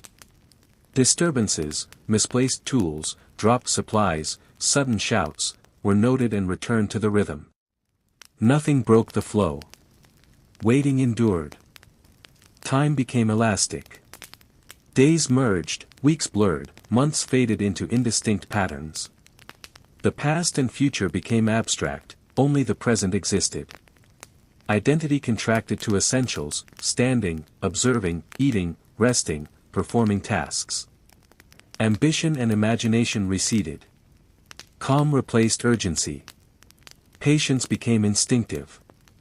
Hope shrank to its minimal, practical form: fire maintained, food delivered on schedule, weather manageable. Large hopes were dangerous, small, consistent fulfillment was enough. Waiting rewarded moderation and endurance. New soldiers adapted swiftly. Excitement and impatience melted away under the pressure of routine. Waiting trained them faster than orders or lectures could. Discipline became natural. Tasks were completed without hesitation, reflection, or debate. Precision replaced deliberation. Even awareness of the environment internalized. Fire, wind, rain, seasons, all shaped the soldiers without command. The camp became a silent teacher. Waiting enforced endurance, compliance, and observation. Eventually, soldiers realized perception had transformed. Sight sharpened. Hearing became precise. Touch and smell refined. Small anomalies, smoke curling differently, a scuff on a boot, the tilt of a tent flap, stood out. Observation became disciplined practice, awareness replaced reaction. Time continued, imperceptible yet relentless. Nothing changed dramatically, yet everything persisted. Soldiers remained. Breathing. Standing. Watching. Existing. And they waited. Waiting deepened into something more than routine, it became a quiet, constant teacher. Soldiers began to notice subtleties they had never registered before. The way smoke drifted upward in still air. The faint creak of a tent as the wind shifted. The distant tapping of a branch against a wooden structure. Every sound, movement, and scent became data points, catalogued and stored, yet requiring no reaction. Observation itself became a form of discipline. The body adapted further.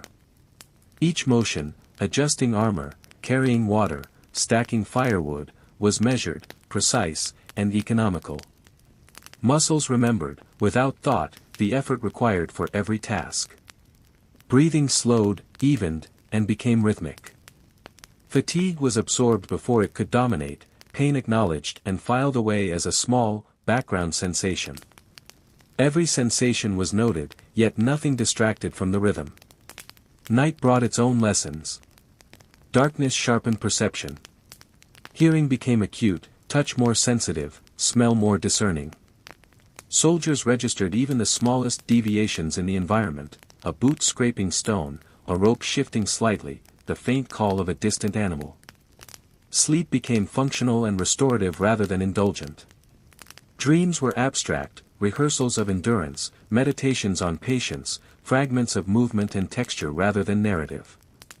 Meals continued in their silent efficiency: bread, thin soups, occasional boiled meat or salted fish.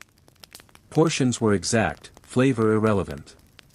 Eating became meditative, a deliberate rhythm of chewing, swallowing, and breathing. Desire, pleasure, and indulgence were absent. Hunger became a background pulse to manage rather than a disruption. Satisfaction was functional. Action, marches, patrols, repairs, punctuated stillness but never broke the rhythm. Tasks were executed with precision, then folded seamlessly back into waiting. Disturbances, a dropped tool, a sudden shout, a scuffed boot, were absorbed, noted, and returned to background calm. Nothing disrupted the flow. Waiting dominated, time became elastic. Days blurred into weeks, weeks stretched into months. Past and future lost meaning. Only the present mattered.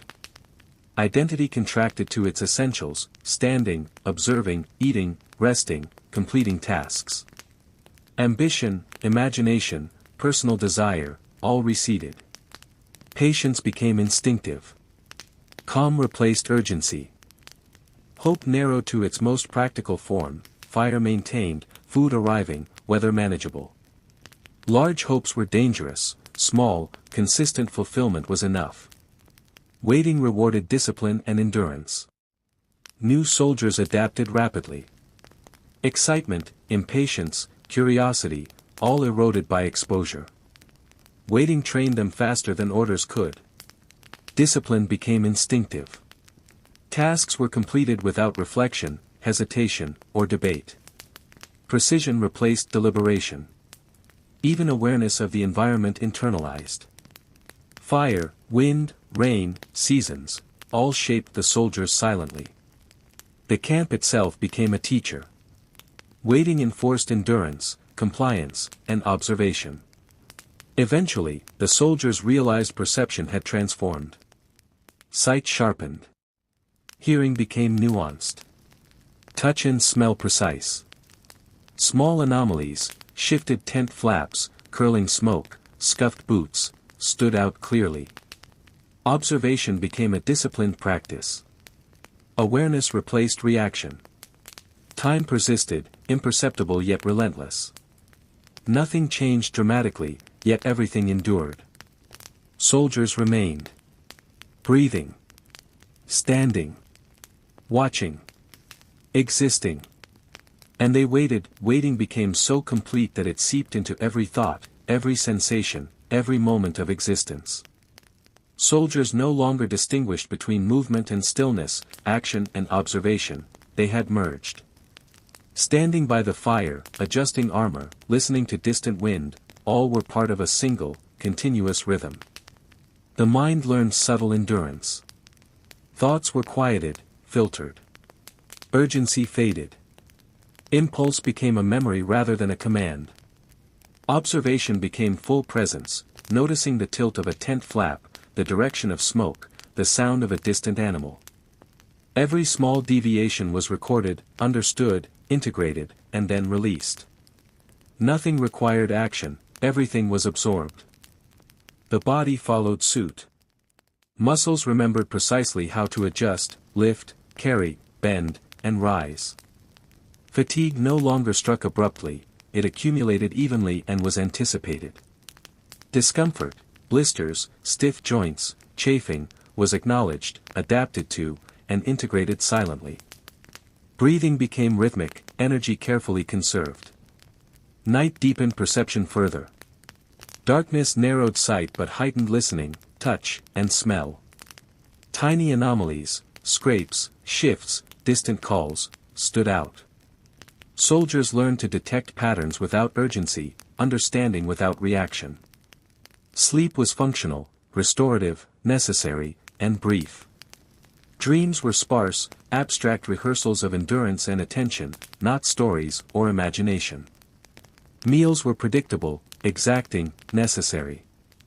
Bread, thin soups, occasional boiled meat or salted fish. Flavor was irrelevant.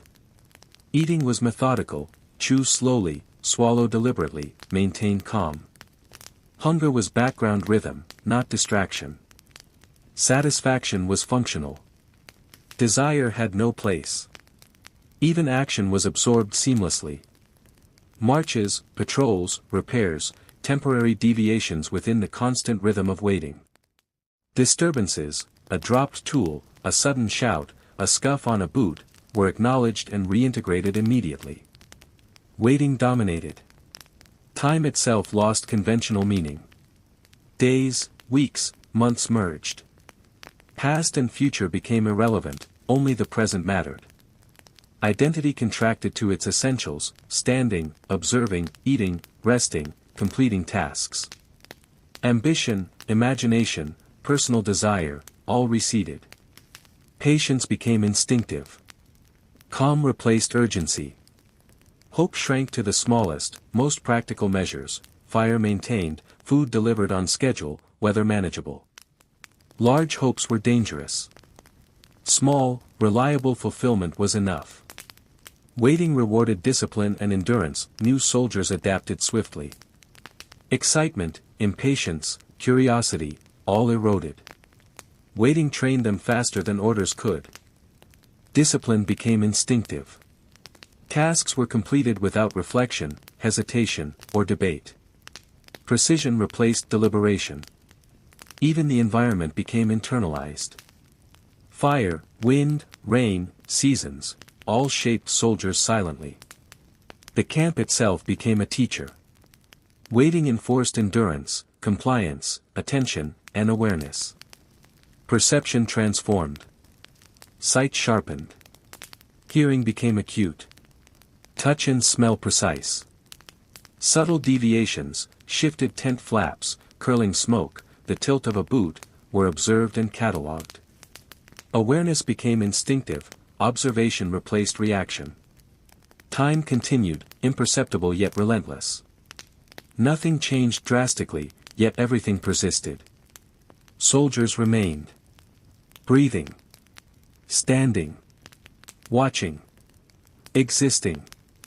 And they waited. Waiting deepened further, becoming almost a tangible presence. Soldiers felt it in the air, in the rhythm of their breathing, in the quiet thrum of muscles moving and resting. Time no longer had shape, it stretched and contracted according to the slow, measured pace of the camp. Every second was absorbed, integrated, and transformed into a lesson in endurance. The body had learned efficiency at a level invisible to the untrained eye. Movements were economical: bending, lifting, adjusting armor, stacking firewood, all performed with minimal effort and maximum readiness. Even fatigue was predicted and accommodated. Pain became a low hum rather than a disruption. Breathing, posture, and circulation were aligned to conserve energy while remaining alert. Waiting became not just a practice of patience, but a physical discipline shaping every fiber of being. Night brought subtle training in perception. Darkness limited vision, but sharpened all other senses. Sounds, the faint scrape of leather, the whistle of wind through trees, the soft thud of a distant animal, were recorded with precision. Soldiers learned to move in the dark with silent efficiency, noticing anomalies without reacting unnecessarily. Sleep was functional, restorative yet restrained. Dreams were fleeting, abstract rehearsals of endurance and observation, never indulgent narratives. Meals continued as silent, precise rituals: bread, thin soups, occasional boiled meat or salted fish. Flavor was irrelevant. Eating was a deliberate rhythm: slow chewing, steady swallowing, controlled breathing. Hunger was background, managed; desire and pleasure were absent. Satisfaction was functional, not indulgent. Even action was absorbed seamlessly. Patrols, marches, repairs, temporary deviations within the constant rhythm of waiting, were executed with disciplined precision. Disturbances, a dropped tool, a scuff on a boot, a sudden shout, were noted, processed, and reintegrated into the calm flow. Nothing disrupted the rhythm, waiting remained dominant. Time itself became a soft, flexible continuum. Days merged into weeks, weeks into months, months into indistinct patterns. Past and future faded into abstraction. Only the present existed. Identity contracted to essentials: standing, observing, eating, resting, completing tasks. Ambition, imagination, personal desire, all receded. Patience became instinctive. Calm replaced urgency. Hope shrank to the minimal, practical form: fire maintained, food arriving, weather manageable. Large hopes were dangerous. Small, consistent fulfillment was enough.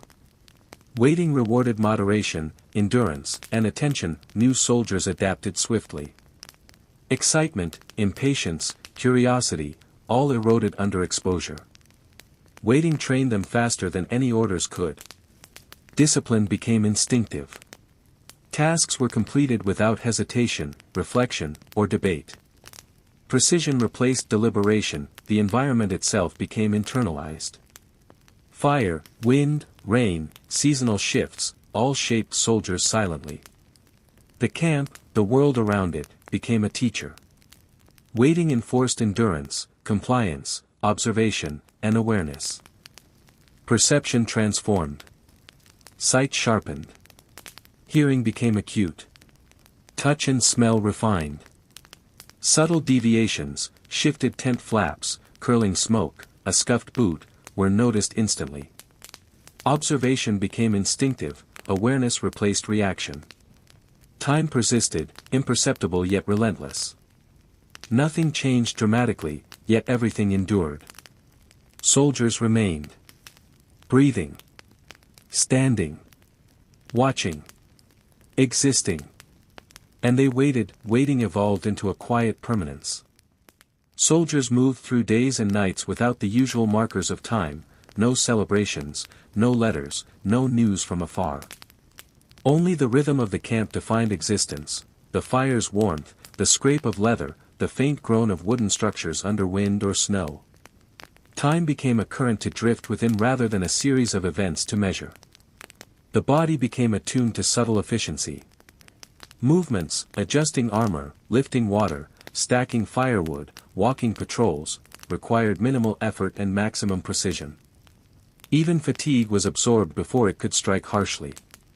Pain became an accepted background hum, discomfort registered without complaint, and adaptation became automatic. Breathing was slow, steady, continuous. Posture balanced readiness with economy. Waiting shaped physical endurance as much as it shaped thought. Night brought its own lessons. Darkness narrowed vision but amplified hearing, touch, and smell. Every sound and scent was noticed, the soft scrape of a boot, the subtle rustle of canvas, the distant call of a nocturnal animal.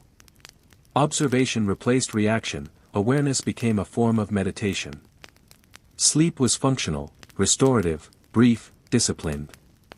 Dreams were abstract, textures of bread, flickers of fire, shifting wind, never indulgent stories.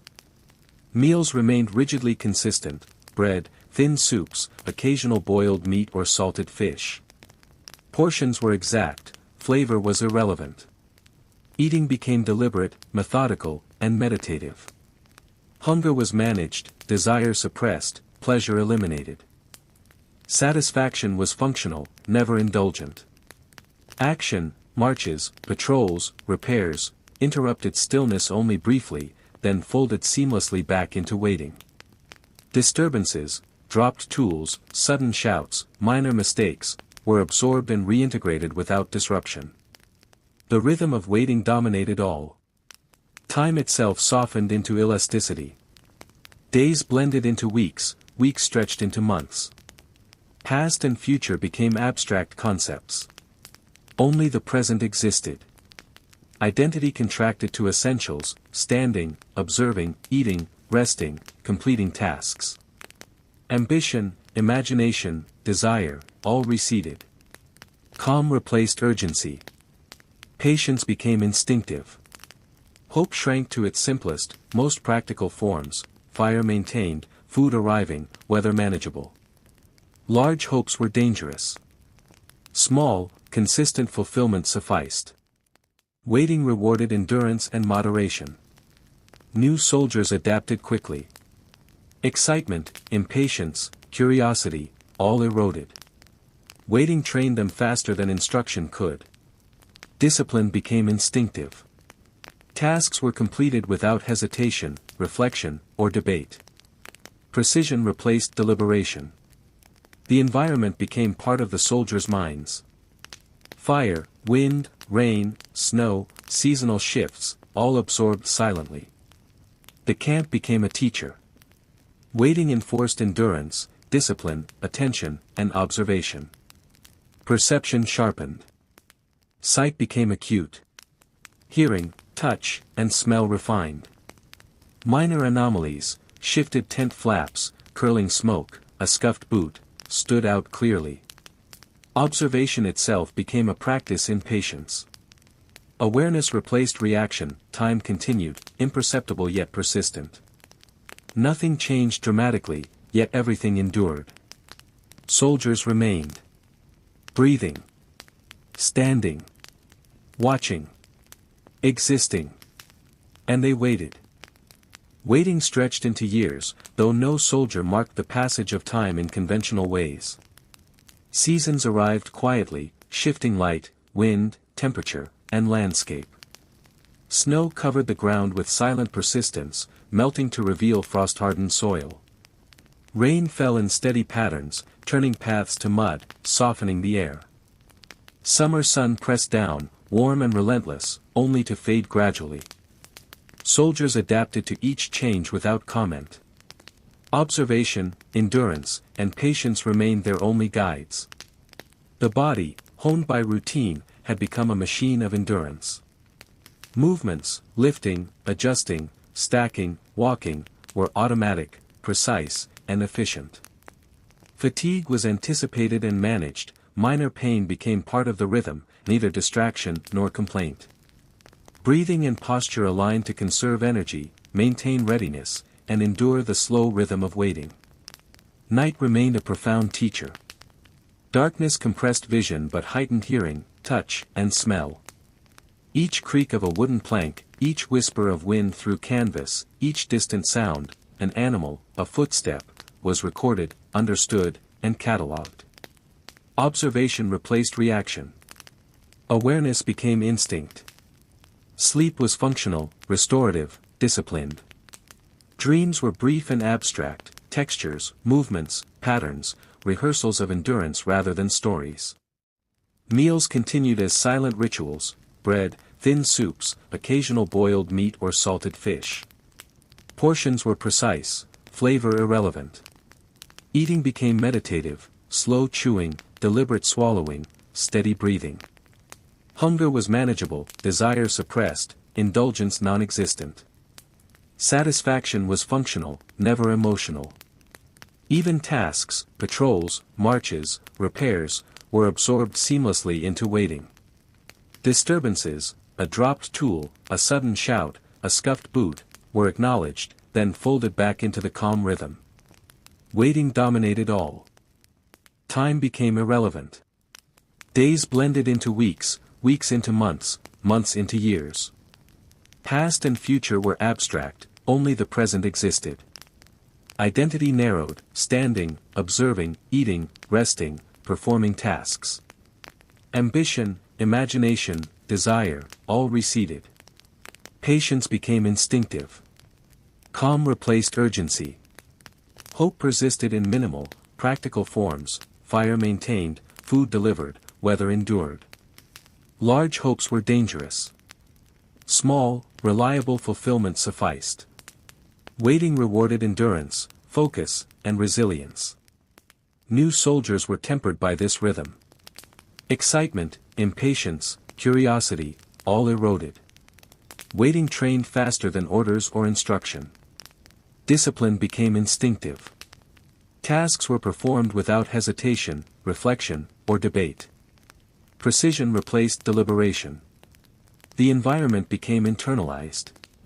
Fire, wind, rain, snow, seasons, all shaped the soldiers silently. The camp was a teacher. Waiting enforced endurance, obedience, observation, and awareness. Perception transformed. Sight sharpened.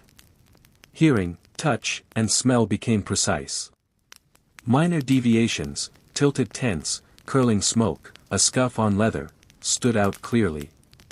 Observation was a discipline, awareness replaced reaction. Time continued, imperceptible yet unstoppable.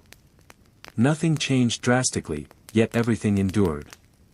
Soldiers remained. Breathing. Standing. Watching. Existing. And they waited, waiting became the world itself. Years passed without fanfare, without ceremony, without recognition. Soldiers ceased to mark time in days or months.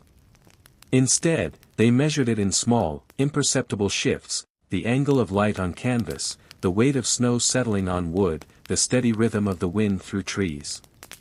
Each subtle change became a lesson in perception, patience, and endurance. The body had become an instrument of efficiency and resilience. Movements, lifting, adjusting armor, stacking supplies, walking patrols, were automatic, precise, effortless. Fatigue was distributed evenly and anticipated, pain became background noise, neither distraction nor complaint. Breathing slowed, steady and deliberate. Posture balanced alertness with conservation. Every step, every motion, every breath was honed by years of repetition. Night sharpened senses further. Darkness limited sight but amplified sound, touch, and smell. Each faint scrape of leather, each whisper of wind, each distant call of an animal was recorded, understood, and catalogued. Observation replaced reaction. Awareness became instinct. Sleep was functional, restorative, disciplined, and brief. Dreams were sparse and abstract, textures of bread, flickers of firelight, the distant murmur of wind, rehearsals in endurance and presence rather than narratives or imagination. Meals remained ritualized. Bread, thin soups, occasional boiled meat or salted fish. Portions exact, flavor irrelevant. Eating was meditative, slow chewing, deliberate swallowing, steady breathing. Hunger was background rhythm, desire suppressed, indulgence non-existent. Satisfaction was functional, not emotional. Even action, patrols, repairs, marches, was absorbed seamlessly into the rhythm of waiting. Disturbances, a dropped tool, a scuffed boot, a sudden shout, were registered, processed, and reintegrated immediately. Waiting dominated all. Time had no conventional meaning. Days merged into weeks, weeks into months, months into years. Past and future were abstract, only the present existed. Identity contracted to essentials, standing, observing, eating, resting, performing tasks. Ambition, imagination, and personal desire receded. Patience became instinctive. Calm replaced urgency. Hope was minimal, practical, fire maintained, food arriving, weather manageable. Large hopes were dangerous, small, reliable fulfillment sufficed. Waiting rewarded endurance, focus, and quiet resilience. New soldiers adapted swiftly. Excitement, impatience, and curiosity eroded under exposure.